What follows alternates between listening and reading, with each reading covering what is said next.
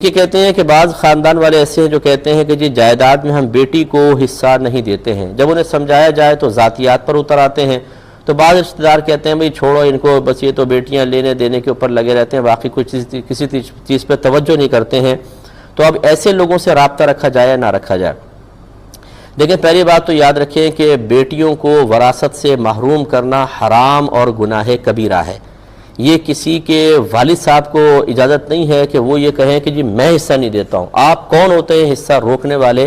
اللہ تبارک و تعالیٰ نے بیٹیوں کا حصہ قرآن میں مقرر کیا ہے۔ للذکر مثل حظ الانثیین، اللہ تعالیٰ فرماتا ہے کہ لڑکے کے لیے 2 لڑکیوں کے برابر حصہ ہے۔ یعنی اگر 3 بچے ہیں، 1 لڑکا اور 2 لڑکی، تو 2 حصے کریں گے، 1 بیٹے کو ملے گا اور دوسرے حصے میں سے آدھا بیٹیوں کو دیا جائے گا، یا 3 حصے کر لیں، 1 بیٹے کا ہوگا اور 1 حصہ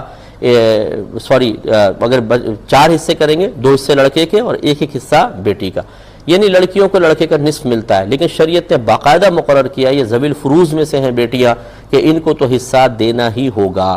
اب جو کہتا ہے کہ ہم نہیں دیں گے، یہ آخرت کے لیے تیار رہے، اتنا شدید عذاب ہوگا کہ یہ اس کو برداشت نہیں کر سکتے ہیں، کیونکہ میرے آقا صلی اللہ علیہ وسلم نے ارشاد فرمایا جو کسی وارث کو اس کی وراثت سے محروم کرے تو اللہ تبارک و تعالیٰ اس کو جنت کی وراثت سے محروم کرے گا۔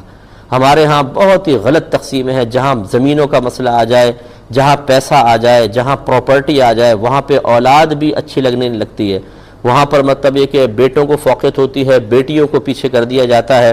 اور میں نے پہلے بھی مسئلہ بتایا کہ حالت زندگی میں آپ جو کچھ تقسیم کریں گے، اس میں صحیح مسئلہ یہ ہے، مفتہ بھی مسئلہ یہ ہے، افضل قول یہ ہے کہ بیٹا بیٹی بالکل برابر ہوتے ہیں۔ بیٹے اکثر خود کما سکتے ہیں، لیکن بیٹوں کو پھر بھی زیادہ دیا جاتا ہے، اور بیٹیاں بیچاری محتاج ہوتی ہیں، انہیں کم دیا جاتا ہے۔ یہ غیر منصفانہ تقسیم ہے، اور اگر والد صاحب یا کوئی بھی جو مورث ہے وہ فوت ہو جائے تو پھر وہی تقسیم ہے جو شریعت نے مقرر کی ہے، لڑکے کو ڈبل ملتا ہے، لڑکی کو اس کا سنگل ملتا ہے۔ جو اس سے محروم کرے گا وہ آخرت کا وبال اپنے سر پہ لے گا۔ اور خدا نہ خواستہ اگر کسی نے یہ سمجھا کہ یہ میرے لیے حلال ہے کہ میں لڑکیوں کو حصہ نہ دوں، تو پھر وہ اس کے لیے ایمانیات کا مسئلہ بھی ہو سکتا ہے۔